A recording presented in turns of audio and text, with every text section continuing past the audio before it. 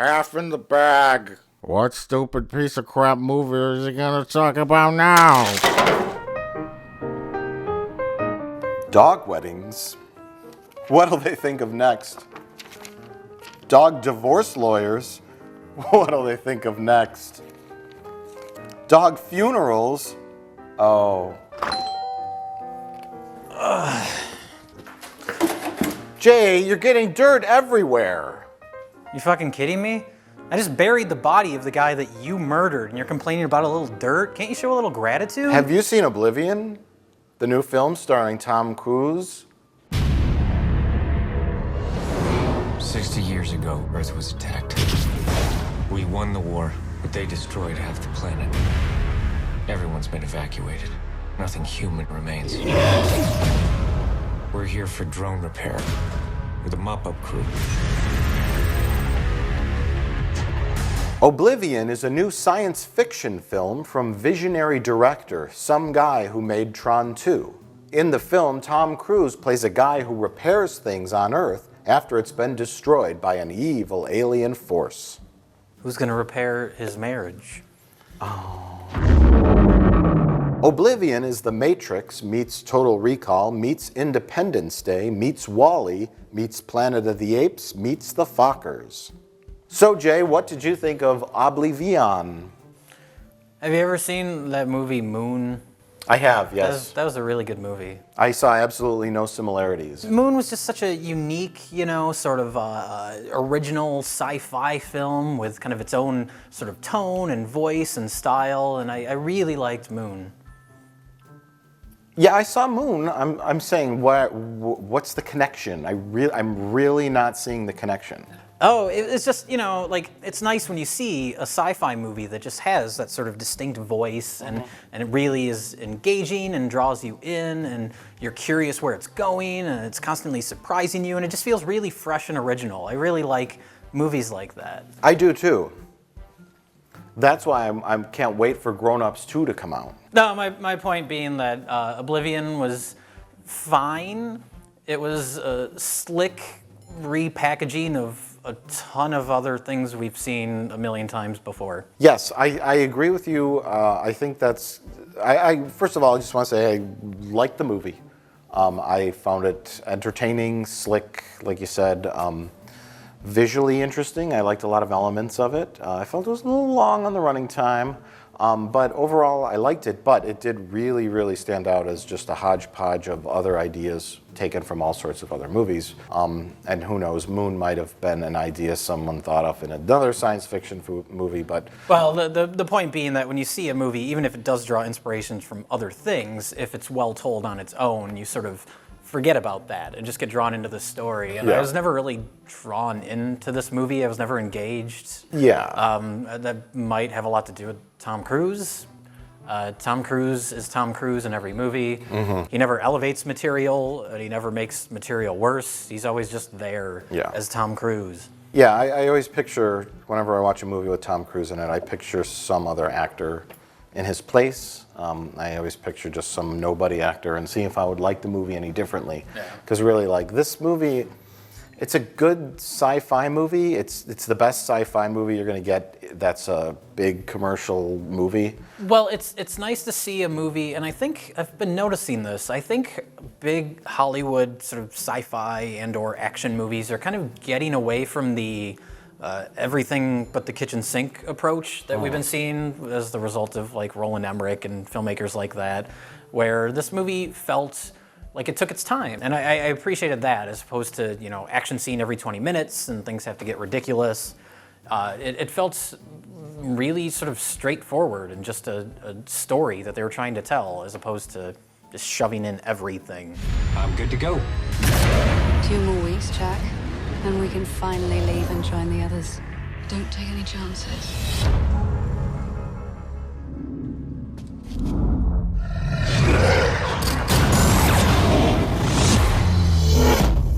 So Jay, who directed this film?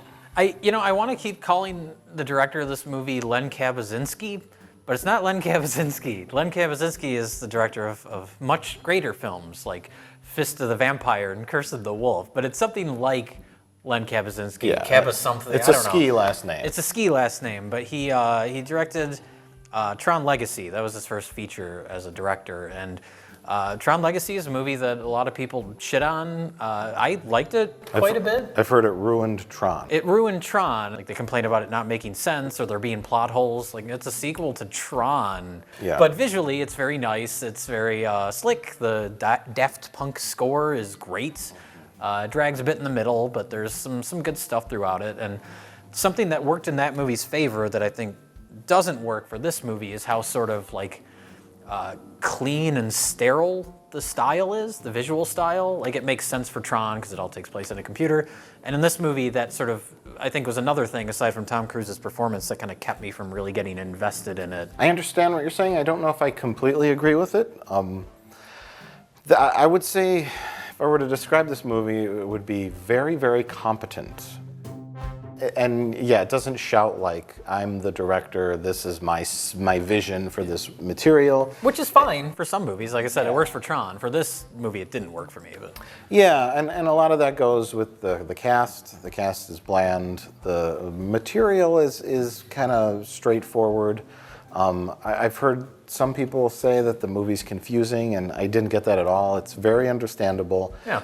Because I didn't know what to expect from it, but then at a certain point, I mean, it's really obvious from the beginning, like, okay, this scenario of what they're doing isn't what it's supposed to be. You get that vibe, like, Yeah. okay, there's going to be another layer to this. But yeah, from the actors to the art department to everything else, it just kind of felt like people working on a movie. Like, there wasn't that singular voice. Like, I would compare this movie to The Matrix a lot in the storyline, but The Matrix kind of really felt like it had its own voice. yeah, well, that's another voices. That's another good example of a movie that is definitely taking its ideas from tons of other material, but kind of making it its own thing. Yeah. And this sort of took ideas from a lot of other movies and made it a vanilla ice cream cone.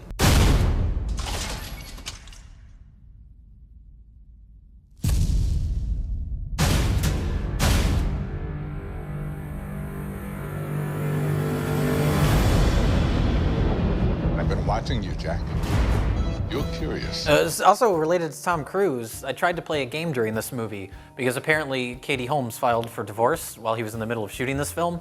So I was trying to play a game where each scene I would guess before or after he found out, and I couldn't tell the difference because Tom Cruise is so one note.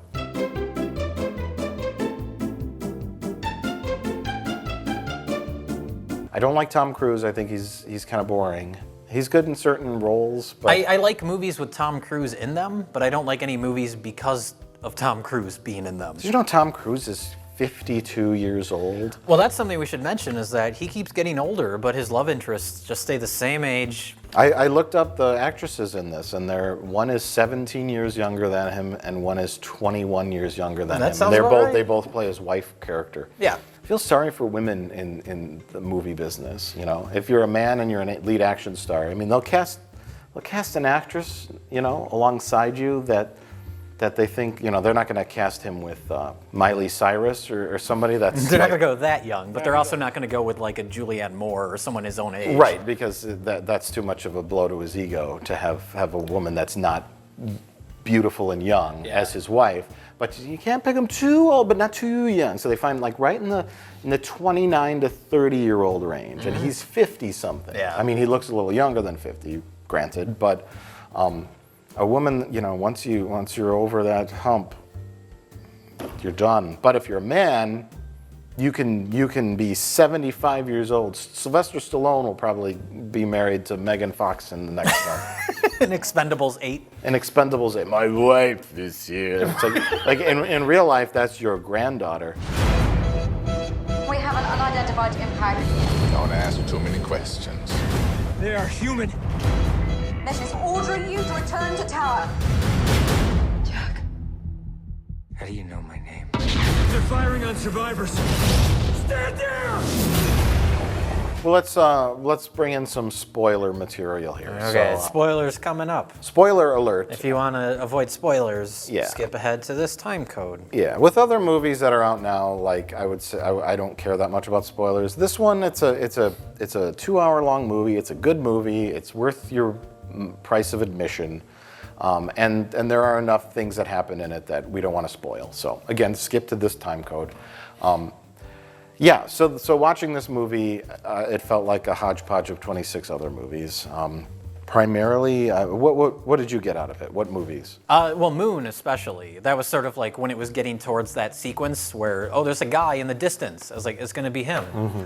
I just knew it immediately. And that was sort of like a lot of the revelations in this movie was like right before something was revealed. I was playing Guess the Trope or Guess the Movie in my mind. Is like, that's going to be him. Yeah. It's like, oh, that woman on the monitor, she's not real. Right. I picked up on that right Very away. obvious. Yeah. Got it. There is no Titan. In the film, they say we have 2 more weeks to go, and once we're done with our They job, we're going to go to really Titan. hammer that in. And you're like- 2 weeks. We got 2. It's like the cop movies where I'm 1 week from retirement, and they say it over and over. Yeah, but you get the feeling that there is no Titan. It's almost like another movie you could bring up is The Island, the Michael Bay movie. I haven't never seen that. but- Like people, they clone. If you pay a lot of money to have a clone made of yourself that lives in this place, and if you have a problem with your organ, they bring the clone out and they steal the clone's organ and put it in you. It's like backup organs. Okay. And the thing in the environment where all the clones are from, it's like you get picked from a lottery to go off to the island, which is like this tropical paradise you live on, and there is no island. The island is a hospital room. And it's like that. So it's like, okay, I know what's going to happen there. Yeah. And of course, another big one that I forgot to mention is Independence Day. A couple of the action sequences were reminiscent of that, but the main one is, the end when Tom Cruise flies into the mothership, the little ship with a bomb on board. Yeah. On Independence Day, it wasn't a bomb, it was a virus, but it was the same exact situation. Thank God this movie wasn't another Independence Day, though. Yeah. Fuck that movie. It was a lot better than Independence Yeah. Day. I would give this movie like a B plus. I from a guy who likes science fiction, I enjoyed it. Okay. Tom Cruise is boring. All the actors are boring, but there were some neat sequences. There are some neat concepts and ideas. It's pretty good sci-fi, not cerebral sci-fi. Which they won't make in a theater anymore. That's So unfortunate. You're never going to see really, really slow-moving, boring, cerebral science fiction. This is the closest you'll probably get with a big-name actor in a big-budget Hollywood movie. Yeah. I enjoyed it. There's some twists and turns in the plot, and enough to keep you satisfied. They're not overly predictable all the time. Sometimes they are, sometimes they're not. And so, good action, good movie. I can't hate this movie. No, I don't hate it. I feel nothing towards it. It's time to come home. I'm not gonna do that. Earth is my home.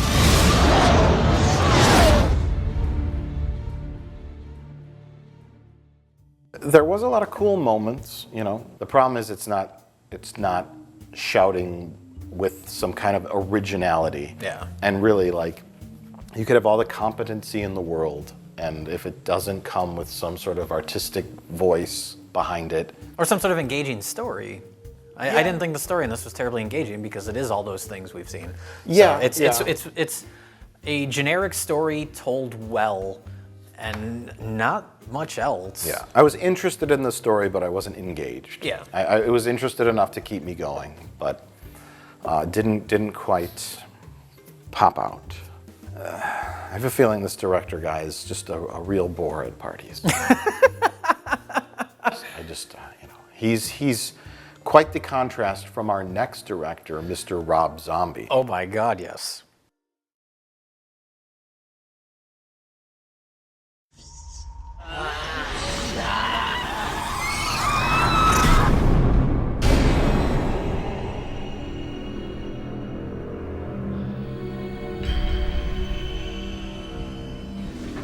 Hi.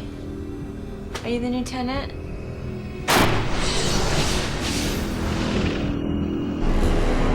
The Lords of Salem is the newest horror picture from director Rob Johnson. Rob Zombie. Why would In the film, an ancient curse is revived in the town of Salem, bringing back witches and their evil plot to conjure up the son of Satan. It's a movie featuring weird visuals, bad acting, and uncomfortable nudity. The movie's runtime is approximately 100 minutes, and it contains a plot. Sort of. Mike, what did you think of The Lords of Salem? Well, let me tell you, Jay, I love this picture. I have not seen Rob Zombie movies before. The only one I did see was the Halloween remake. I'm so sorry. Which didn't like. I enjoyed the first half of that movie, the first act or whatever, when you weren't being reminded of that it's supposed to be a Halloween yeah, movie. when I was telling the backstory of the kid. I mean, it was an irritating movie just because of all the overacting and goofiness in it. It was just too unrestrained. Yeah. But I was like, oh, we get the backstory of Michael Myers at least. You know, there was something new. Right. And then after that, it just was like, well, the second shot half by of the shot movie remake. is the first movie just told in half the time because the movie's half over. So everyone talks about House of 1,000 Corpses or The Devil's Rejects or movies like that. Never seen any of them. Yeah. Why haven't I seen any movies? I don't know. What was I doing? Oh, I was playing outside, riding my bike. I was flying kites. I was enjoying my life. But so I haven't seen those films, and I watched this not really knowing what to expect. And I have to say, I kind of like this movie. I kind of loved this movie, which isn't to say I thought it was a great movie. I'm not even sure if it's a good movie, but I was constantly fascinated by things that were happening on the screen. But as far as other Rob Zombie movies go, before this one, I only liked one of them, which is The Devil's Rejects. I really liked that movie. I liked the characters and the tone and the style of it. It's got kind of a macabre sense of humor, and the performances, a staple of Rob Zombie movies, is digging up every Z-grade actor that's at every horror convention and putting them in his movies, but actually giving them something interesting to do. Not just, hey, look, it's so-and-so. And this movie has a lot of that. But when I think of Rob Zombie as a director, I'm always reminded of the line from This is Spinal Tap. It's such a fine line between stupid and clever. Because his movies are constantly riding that line where there's sort of an audacity to what he's doing, and sometimes it works and is interesting, and sometimes it's laughably bad, and sometimes it's both. And that's certainly the case with this movie. And the lack of, or not lack of direction, but the poor direction, I'll say, as far as the actors goes, is kind of one of the things that intrigued me about this movie, was that I recently have seen a lot of horror movies. I don't know what it was. It's just movies that we've reviewed or just watched on my own, and they all sort of seem to be the same.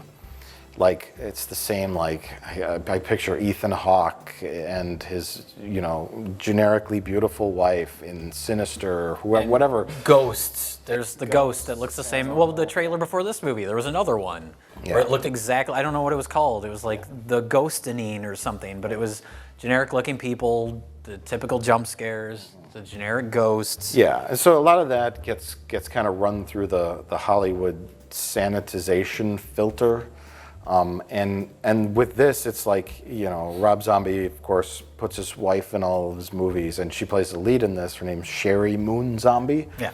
And, she's got dreadlocks, tattoos. She's kind of like not the kind of person you would have play your lead role in a movie. Right. And then, like, the supporting cast is a weird guy with a beard who looks like Rob Zombie when he was younger. And then Ken Foree's in it, and they're all just terrible at acting. And I wouldn't say they're terrible. They're completely appropriate B-movie actors. They're slightly hammy in a way that at least makes it more memorable than generic Ethan Hawke and his generic wife. Yeah, it makes it more memorable. It's appropriate for a movie like this. Well, the thing with this is, like, there were scenes in this movie, and And that's what's intriguing about it, and that's why I'm taking the angle with the bad direction of the actors. Okay. I can't remember what scene it was or where it was, but something happens, you know, and then they kind of pan over, and the character's like, and I'm like, are they upset? Are they worried? Are they nervous? I have no idea like how people are emoting to what's happening, or if the actors themselves even know what's going on. Yeah. And you get this weird vibe, like. It was like dreamlike or nightmarish quality where you never really know like who's playing it straight or who's just acting bad, or it was just kind of like a mind fuck at times. at least from a production standpoint. Yeah.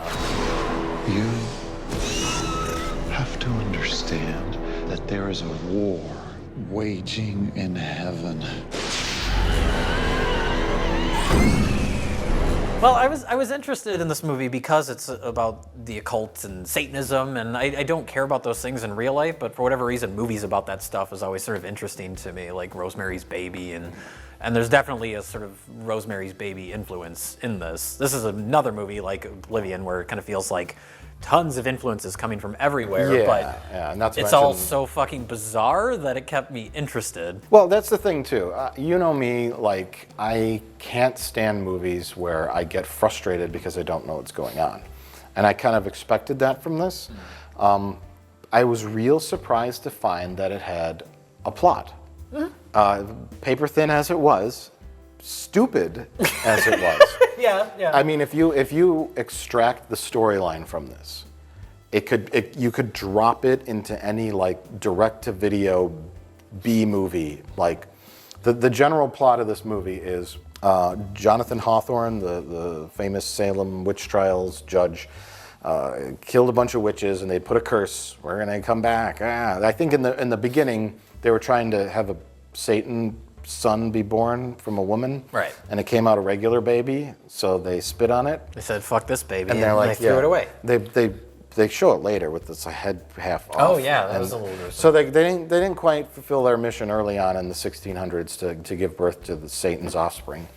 So they put a curse on everyone. They burned the witches, and then something about like the direct descendant of Hawthorne, which ended up being Sherry Moon Zombie's character, is gonna give birth to the Satan child, and then there's this like museum curator guy, and he's he's finding clues on the computer, and it's like, okay, it's just terrible. But the movie holds its own with the style. Yeah, it's more of a visually driven movie than a narrative driven movie, which is good because I think of like the storyline and the mentality of it is like a teenage boy, like Satanism, and I'm gonna shock people by having her give head to a priest. It's like, no, Rob Zombie, people aren't shocked by this anymore. Yeah.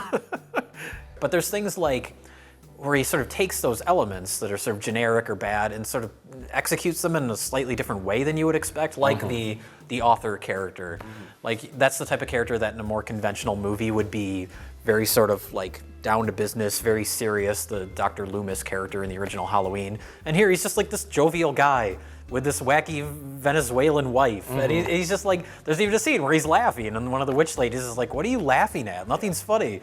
And so there's those elements that are sort of done in a different way, and that is a situation where that works, but then there's other parts where he tries to do it a different way and it just falls completely flat. Yeah, the doctor guy wasn't we've got to find out the solution. Yeah, exactly. It was nice to see a different, and there's the scene where he gets a lot of exposition about the history of the witches and all that from another author, and both of them are just goofing around, and the other author is like, this is all bullshit, and it's not that scene where you have, this is the Bagul scene with what's his face, Vincent D'Onofrio in Sinister, where everything's serious and it's trying to be scary. Like, those scenes are never scary. God, I hated that scene. Yeah. That's when he talks to him on the internet. Yeah. Hey, what you have is a Bagul problem. Yeah, the stock like college professor type. I think they even put on like a tie-dyed T-shirt with a professor's jacket on in that movie, and it's like, okay, you know, don't do that.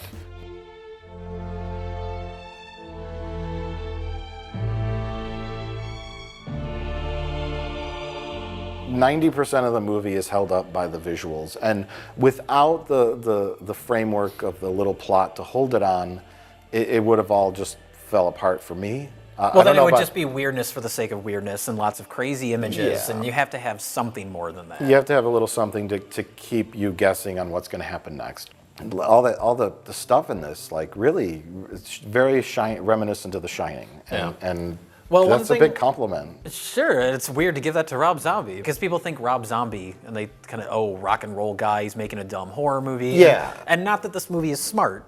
It is dumb, but one thing that early on the movie has that a lot of horror movies don't have anymore is atmosphere. Horror movies now, like the generic ghost movies, it's all about the jump scares. It's about the ghost person standing there and this is like, it's very slow moving at the start. There's lots of, something that always gets me is like creepy, low humming ambient noise. Like David Lynch uses it a lot, and that's always really effective to me. And there's a lot of that, interesting sound design, Salem in the fall, like all those shots of just the city look really nice, and you get a sense of the atmosphere. And most movies don't have that anymore. You didn't have a young family moving into a house in Salem, Right. whose father is an out-of-work writer, and the mother's working hard to raise the kid. Yeah. And they just buy a house, and they realized it's haunted by that. It's a weird lady with dreadlocks, whose butt is always exposed, with tattoos all over her body, who used to smoke meth, and who's a weird radio DJ. Yeah. And that's our heroine. No pun intended. On the rare occasion, a special child appears. Is everything all right? No. The curse, the Lords of Salem, possessing the souls of the Salem women, which the devil's child would inherit the earth. Satan, come to us. Well, I will say the middle of the movie dragged a bit for me because it almost feels like this is sort of a slow build up, a slow burn movie, but it almost feels like he was worried that it would be too slow. There's a whole chunk where it's like scene after scene of creepy, weird visual thing. Oh, it's crazy, what's going on? And she wakes up, oh, it was a dream, or was it?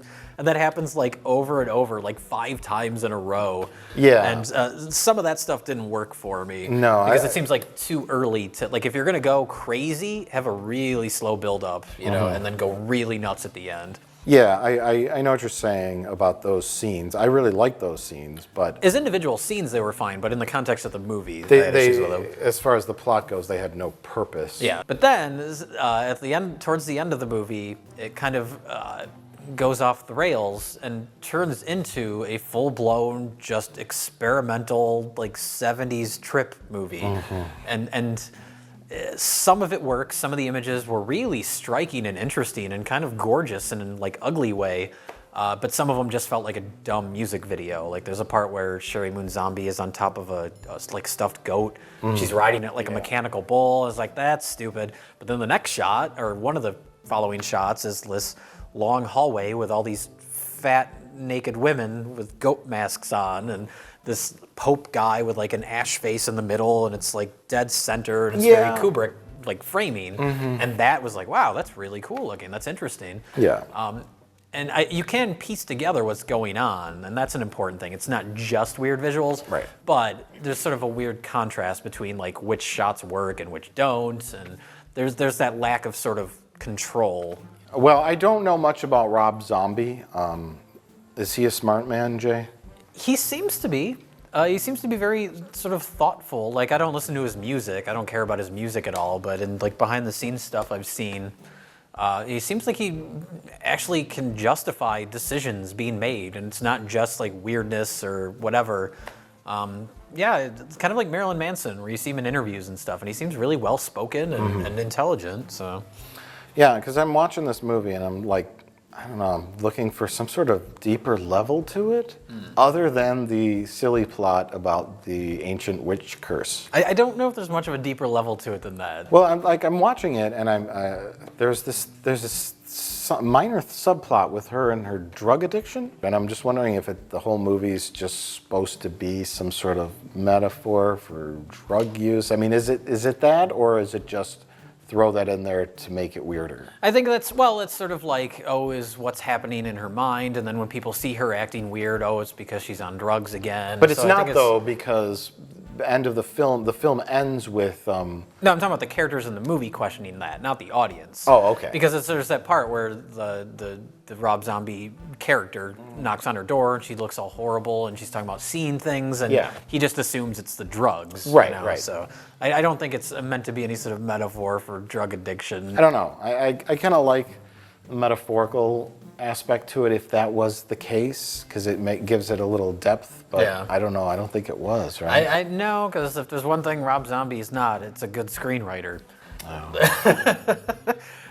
Most of his movies are horribly written and horribly structured. The shame of it to me, though, is that the visuals are so nice. Yeah. And they are so classic looking and rich and weird. And I just wish there was a little more intellectual substance to it.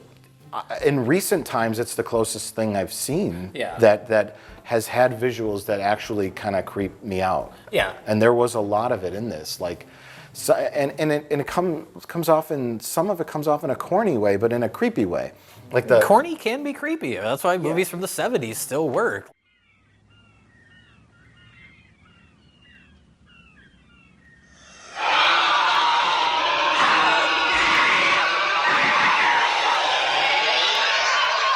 Like, this movie has images that will stick with you. Yeah. It's not just jump scares. Yeah, the first thing I thought of was the 70s with the witch burning scene in the beginning.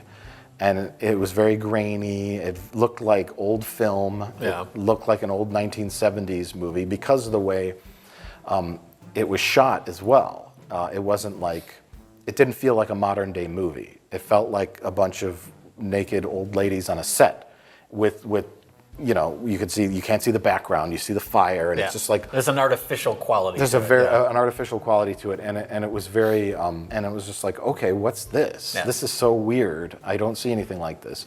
And then you move to the apartment building and all the shots in there, Yeah. and especially the hell stuff too, like Satan was a guy in a gorilla costume. It looks like Sasquatch. And it was like, that's so weird. Yeah, yeah. And then this creepy midget shows up with tentacle arms. And, that was the part where it was creepy, but at the same time, I was like chuckling. It's just so like, you watch it, and you're like, what the fuck was that? Right. I'm just picturing like teenagers that like, you know, Sinister and movies like that, Paranormal Activity, going to see this and just thinking it's the stupidest thing ever.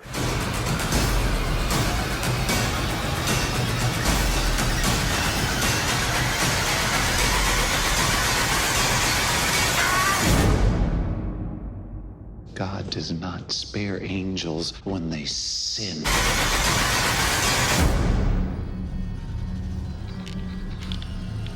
Welcome. So, Jay, would you recommend The Lords of Salem? Salem. Yeah, I would. I would to a certain audience. Certainly not one that wants to see a Paranormal Activity movie or something with a really engaging plot. You know, when you said that, not that The Lords of Salem is the greatest movie ever, but considering how much effort was put into the look of it and the movie itself, when you said Paranormal Activity, and I just thought about how much money those movies make in comparison to a movie like this, I literally felt ill in my stomach. I wanted to throw up. Well, I found out just a little while ago, this movie only cost like $2 million to make, like super low budget, and it looks like people that made it cared. And that's nice to see. Yeah, whether or not you like Rob Zombie or you think he's a hack or just make schlock horror movies, this movie for $2 million looks great. It has a lot more in common with, movies by like Ken Russell or like I mentioned Jodorowsky. Like there's shots that reminded me of the Holy Mountain. Yeah. A lot more in common with filmmakers like that than it does recent horror movies. Yeah. So check it out. I also recommend it. Yeah, I would definitely recommend it to people that have a fetish for ugly old fat women. Yeah, a lot of grandmas naked in this. Naked. If you want to imagine your grandma naked, then this is the movie for you. It's definitely different, and it was entertaining. It was entertaining. It made you squirm a little. It made you go, "Ooh, that's fucking weird." It's nice to see Sasquatch getting some work too. He hasn't had much work in the last few No, years. I believe the last film he was in was called Suburban Sasquatch. Oh yeah, the masterpiece, Suburban Sasquatch. Also directed by Rob Zombie.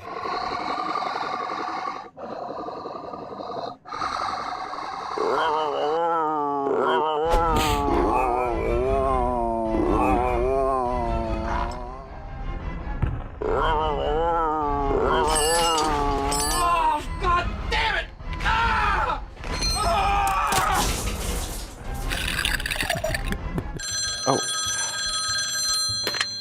911, what is your emergency? Yes, try to calm down, ma'am. Tell me slowly what's happened. What is this? Hold on. I've picked up some extra work. For 911? Yeah, I take the overflow calls, you know, when they get swamped. Okay. You know, it's just some side work to make some extra cash. Well, if it's an emergency, you should probably get back on the phone with her. Oh, right. Yeah, I'm sorry, ma'am. Go ahead. Okay, your husband is unconscious. He's bleeding. Okay, is he breathing? Okay, no, he's not breathing. Well, don't worry, ma'am. Emergency services are on their way. So what happens now? Do you send the ambulance there? No, I usually don't do anything. Oh. 911, what is your emergency? What? Oh, no, yeah, that's us. Uh-huh. Well, sure we could do that. Okay, yeah, we're open tomorrow. Come on in anytime. Okay, thanks, bye. Jay, that was someone who wants their VCR repaired. I think we have a customer.